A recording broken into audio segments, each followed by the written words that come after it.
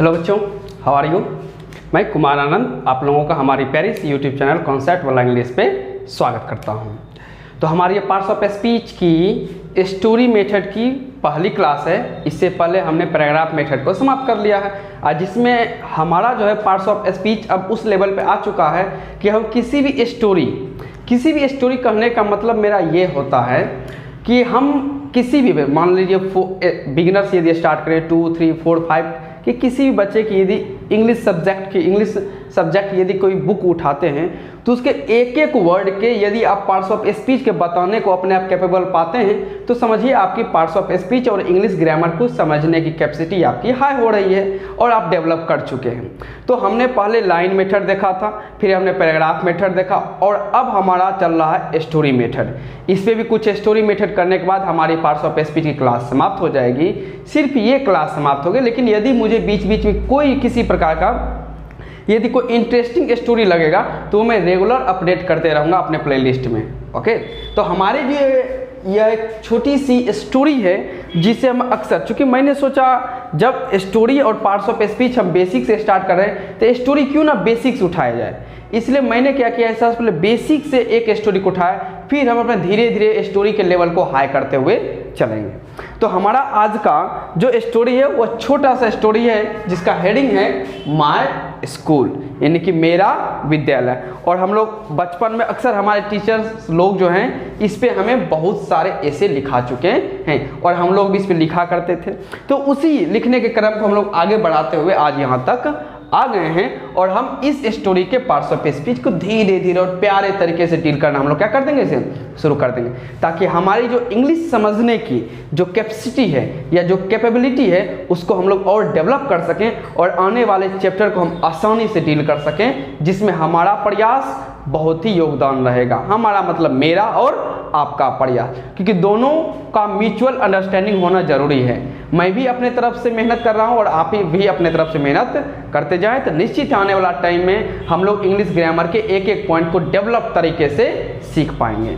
तो चलिए हमारा पहला स्टोरी है, इसको डील कर लेते हैं। तो सबसे पहले एक बार पूरे स्टोरी को मैं आपको समझा देना चाहता हूँ। This is my school. Starting हम किसी भी स्टोरी ये खास कर ये करते हैं तो हम दिखलाना चाहते हैं कि दिस इज माई स्कूल, यह मेरा विद्यालय है। It is a big school, यह एक बड़ा विद्यालय है। The name of my school is Bal Bharati school. The name of my school, मेरे स्कूल यानी विद्यालय का नाम बाल भारती स्कूल है। The children are going into the school. Children बच्चे are going into the school, विद्यालय जा रहे हैं। This is my classroom. फिर स्कूल का इंट्रोडक्शन देने के बाद अब बच्चे क्लास में आते हैं तो कह सकते हैं बच्चे दिस इज माई क्लासरूम, यह मेरा क्लासरूम है। It is big and Airy. क्या है? It is big and Airy. यह बिग यानी बड़ा और एयरी मतलब हवादार है। तो यहाँ पर क्या कर रहा है कि अपने क्लास के बारे में बतला रहा है कि क्लास मेरा कैसा है, बिग यानी बड़ा और एयरी। एयरी मीन्स हवादार होता है। आगे है द टीचर इज टीचिंग। शिक्षक इज टीचिंग यानी टीचर जो हैं वो पढ़ा रहे हैं। The children are writing in their notebooks. Children बच्चे जो हैं मतलब शिक्षक पढ़ा रहे हैं और बच्चे जो हैं are writing in their notebooks, अपने नोटबुक्स में यानी कि अपने कॉपी में जिसे हम लोग नोटबुक कहते हैं उसको लिख रहे हैं, उसमें लिख रहे हैं। There is a black board on the wall. और फिर इंट्रोड्यूस किया जाता है कि क्लास में एक बोर्ड है और वो बोर्ड कैसा है, तो ब्लैक बोर्ड। जैसे कि हमारे सामने भी व्हाइट बोर्ड है, फिर ग्रीन बोर्ड होते हैं, तो उसी तरह से यहाँ इंट्रोड्यूस किया गया है कि क्लास में एक ब्लैक बोर्ड है जो कि दीवार पर टंगी हुई है। The dustbin is in the corner. Dustbin यानी कि कूड़ादान जो है अक्सर हम लोग क्लास में देखते हैं, क्लास में या क्लास से बाहर एक छोटा सा जगह होता है जहाँ पर डस्टबिन को रख दिया जाता है, तो उसे भी तो इंट्रोड्यूस किया जाएगा क्योंकि वह भी हमारे स्कूल और क्लास का पार्ट है। The dustbin is in the corner. Dustbin corner यानी कि कोने में है, ये उसकी लोकेशन को बतलाया गया है। The class cup board is on the right. और कप बोर्ड हम लोग अक्सर देखते हैं कि क्लास में एक कप बोर्ड होता है, अलमीरा रहता है जो कि साइड में कहीं रखा जाता है, तो वही यहाँ कहा गया है कि जो कप बोर्ड है क्लास का इज ऑन द राइट, वह राइट साइड में रखा गया है। This is my schools playground. फिर अब स्कूल का इंट्रोडक्शन हुआ, तो अब फिर क्लासरूम का इंट्रोडक्शन हुआ। अब कहा जाता है कि हर एक विद्यालय में एक प्लेग्राउंड होता है, तो वही यहाँ पर लिखा गया है कि this is my schools playground, यह मेरे विद्यालय का प्लेग्राउंड है। वी प्ले, हम लोग खेलते हैं फुटबॉल एंड क्रिकेट हियर, यानी कि खेलने के लिए विद्यालय में एक प्लेग्राउंड है जहाँ पे बच्चे जो हैं फुटबॉल और क्रिकेट खेलते हैं। तो ये एक छोटा सा है, ओके। पहले इसके पार्ट्स ऑफ स्पीच को देख लेते हैं, फिर आगे इसी का लगभग 3 से 4 लाइंस और हैं जो हम बाद में देख लेंगे, ओके। तो फिलहाल इसको देख लेते हैं। तो दिस इज माई स्कूल, तो इज वर्ब है, स्कूल नाउन, और माय कहा जाएगा विद्यालय किसका है, मेरा है। तो यानी माय क्या कर रहा है, स्कूल में इंफॉर्मेशन, जिसे कहते हैं my school, your school, his school, her school, their school, our school कह सकते हैं। तो उसी तरह से यहाँ स्कूल के बारे में बताया गया है कि माय स्कूल, यानी कि मेरा विद्यालय, तो यह हो जाएगा एडजेक्टिव। दिस प्रोनाउन है, क्योंकि यह किसके लिए आया है, इसी विद्यालय के लिए आया हुआ है, तो दिस प्रोनाउन है। तो पहला हमारा है कि दिस इज माई स्कूल, जिसमें this pronoun, is verb, school noun और माई एडजेक्टिव हो जाता है। नेक्स्ट आते हैं, it is a big school, it is a big school, यह एक बड़ा विद्यालय है। तो यह क्या, कौन, तो यह यानी कि विद्यालय, स्कूल। तो स्कूल नाउन के बदले ये आया है, तो यह हो जाएगा प्रोनाउन। इज वर्ब, ए को आर्टिकल कह देते हैं, स्कूल इसे नाउन कह दीजिए। और ये स्कूल कैसा है, तो इसके बारे में इंफॉर्मेशन दिया गया कि स्कूल क्या है, बड़ा, यानी कि बिग है, जिस वजह से यह बिग क्या करा, इस नाउन में इंफॉर्मेशन, तो यह भी बन जाएगा एडजेक्टिव ही बन जाएगा। तो this is my school, it is a big school. The name of my school is Bal Bharati school. तो ऑफ प्रेपोजिशन है, जैसे जैसे जहां जहां पर आपको समझ में आ रहा है वैसे वैसे लिखते जाएं। Of preposition, article, the article हो जाएगा, और आर्टिकल के बाद हम लोग नाउन का यूज करते हैं, तो नेम हमारा हो जाएगा noun. Of my school, school noun है, और माई क्या कर रहा है, स्कूल के बारे में बतला रहा है कि स्कूल किसका, तो मेरा, यानी कि the name of my school, मेरे विद्यालय का नाम, यानी कि यह बनेगा एडजेक्टिव। इज वर्ब हो जाएगा, इज वर्ब। बाल भारती स्कूल, तो बाल भारती स्कूल पूरा का पूरा नाम है, इसलिए इसे नाउन करार दे दिया जाता है। तो हमारे 3 सेंटेंसेस कंप्लीट हुए। This is my school, it is a big school, the name of my school is Bal Bharati school. तो यहाँ तक हमने अपने पार्ट्स ऑफ स्पीच को क्लियर कर लिया है, ओके। चलिए नेक्स्ट वन चलते हैं। The children are going into the school. चलिए, तो ये हमारे पास आर्टिकल के रूप में है, चिल्ड्रेन, आर्टिकल के बाद नाउन आते हैं। और ध्यान रखिएगा, नाउन के रूप में यहाँ जो चिल्ड्रेन है, यह चिल्ड्रेन प्लूरल है। क्या है, प्लूरल। चाइल्ड का, चाइल्ड सिंगुलर होता है, इसी का जब हम लोग प्लूरल बनाते हैं तो इसे हम लोग कहते हैं चिल्ड्रेन। तो चाइल्ड का प्लूरल कौन है, चिल्ड्रेन है। तो the children are going into the school, तो आर वर्ब है, हेल्पिंग वर्ब, गोइंग भी वर्ब है, यह मेन वर्ब है।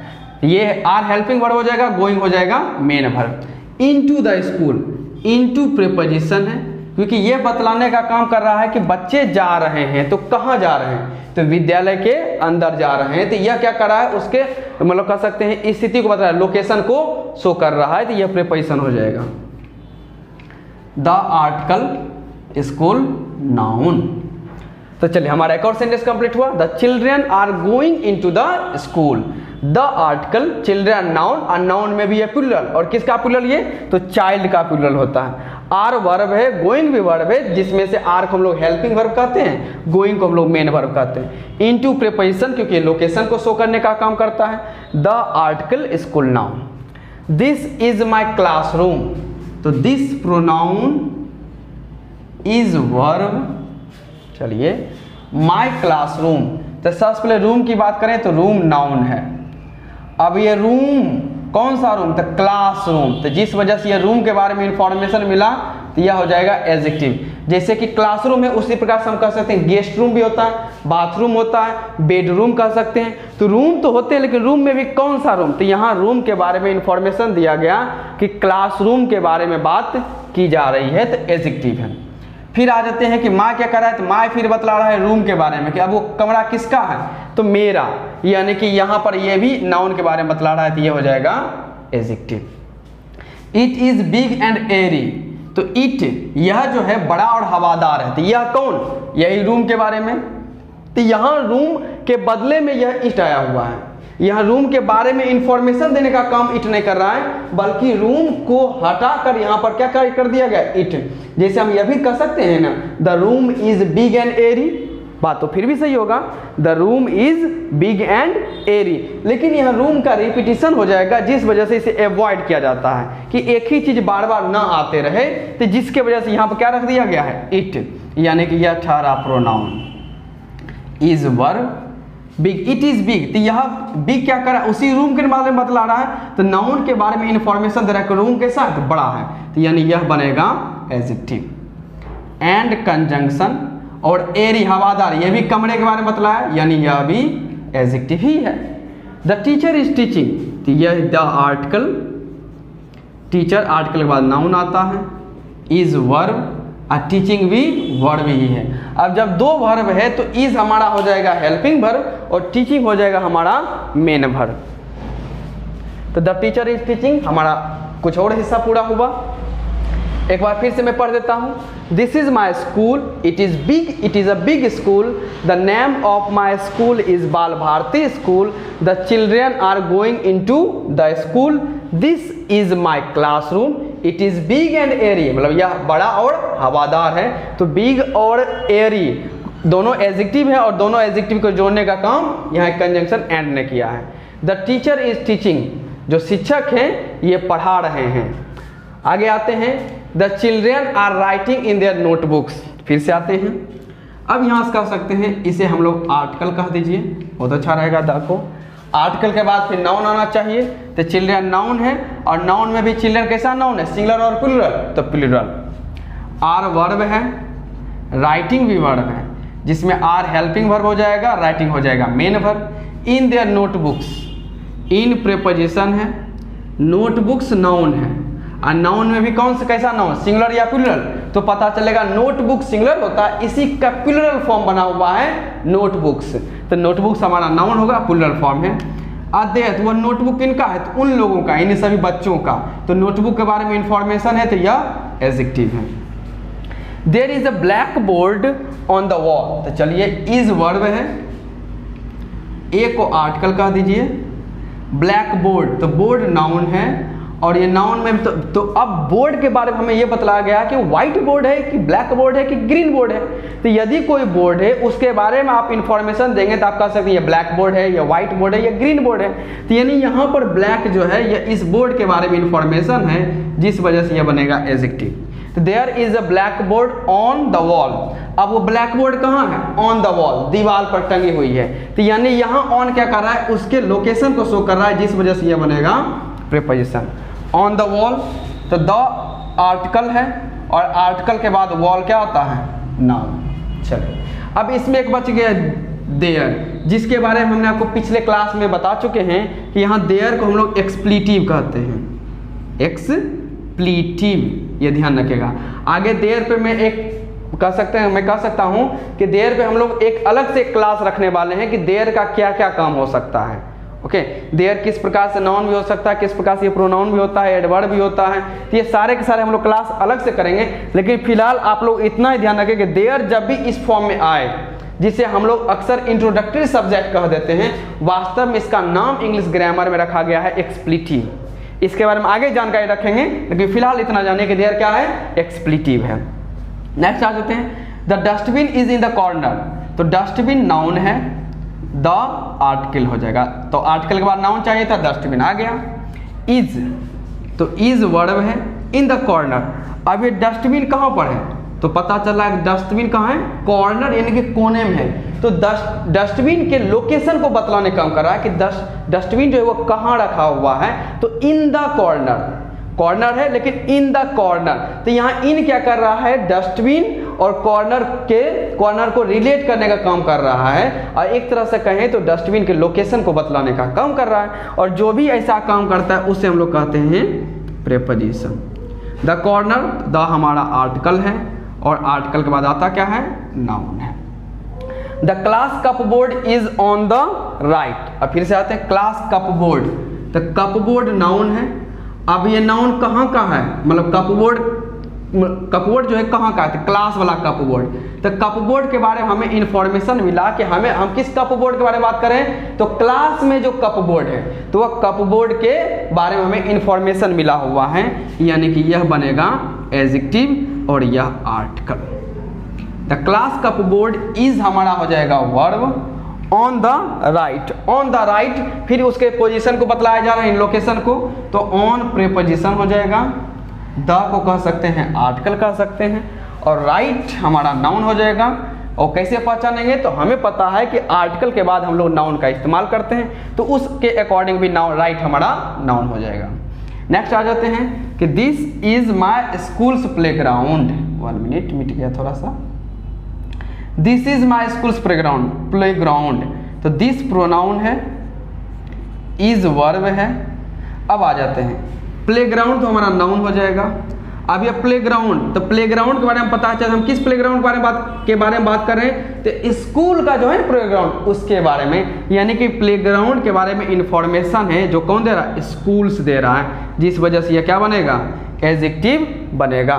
तो स्कूल्स हमारा ध्यान रखिएगा, स्कूल सिर्फ लिखा रहेगा तो वो नाउन बन सकता है, लेकिन स्कूल में जब एपोस्ट्रोफे एस लग जाता है तो वो बन जाता है एडजेक्टिव। जैसे कि राम, तो राम नाउन है, लेकिन राम में यदि आप अपोस्ट्रोफे एस लगा देते तो वो बन जाएगा एडजेक्टिव। सीता, सीता नाउन है, प्रॉपर नाउन सिंगुलर है, लेकिन यदि सीता में आप अपोस्ट्रोफे एस लगा देते तो वो हो जाएगा सीतास, जो कि बनता है पार्ट्स ऑफ स्पीच के अकॉर्डिंग एडजेक्टिव। तो अक्सर इस पे ध्यान रखिएगा कि यह अपोस्ट्रोफे एस जो है यह बहुत बड़ा अपना रोल प्ले करता है। फिर आते हैं माँ क्या कर रहा है, तो माँ भी बतला रहा है प्लेग्राउंड के बारे में, तो प्लेग्राउंड, तो मेरा प्लेग्राउंड, तो यह भी इंफॉर्मेशन है, तो यह भी हमारा एडजेक्टिव बनेगा। नेक्स्ट आते हैं we play football and cricket here. तो बच्चे अक्सर जो हैं मोर देन वन अपने बारे में कह सकते हैं वी प्ले, हम लोग खेलते हैं। तो हम लोग यहाँ पर वी प्रोनाउन है, वी प्रोनाउन है। अब प्रोनाउन में भी कह सकते हैं यह प्लूरल प्रोनाउन है, सिंगुलर तो है नहीं, तो यह प्लूरल है। अब यहाँ प्ले हमारा वर्ब हो जाएगा, वी प्ले, तो वर्ब। नेक्स्ट आते हैं हम लोग क्या खेलते हैं, फुटबॉल, फुटबॉल नाम है, नाउन, क्रिकेट भी नेम है यानी कि नाउन, और ये दोनों को जोड़ने का काम यहाँ कंजंक्शन एंड ने किया है। We play football and cricket, और लास्ट हमारा शब्द है हियर। तो जरा पता कीजिए कि हियर का पार्ट्स ऑफ स्पीच क्या बन सकता है, तेजी से कीजिए, मैं यहीं पर हूँ, लास्ट है, देख लीजिए।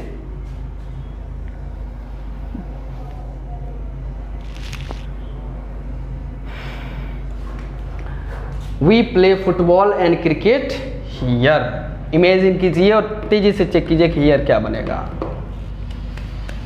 We play football and cricket here.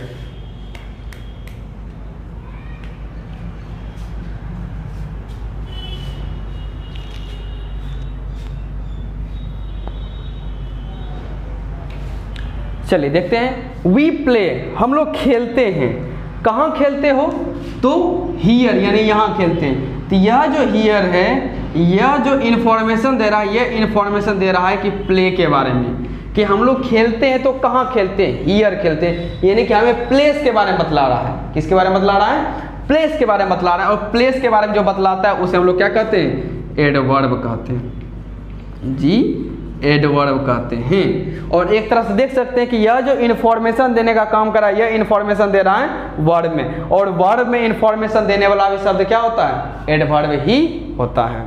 चलिए, तो ये एक छोटी, अभी तो कहानी पूरी नहीं हुई है, अब हम लोग अगले स्लाइड में चलते हैं। फिलहाल ये हमारा स्लाइड क्या हो चुका है, पूरा। तो चलो अगले स्लाइड में चलते हैं।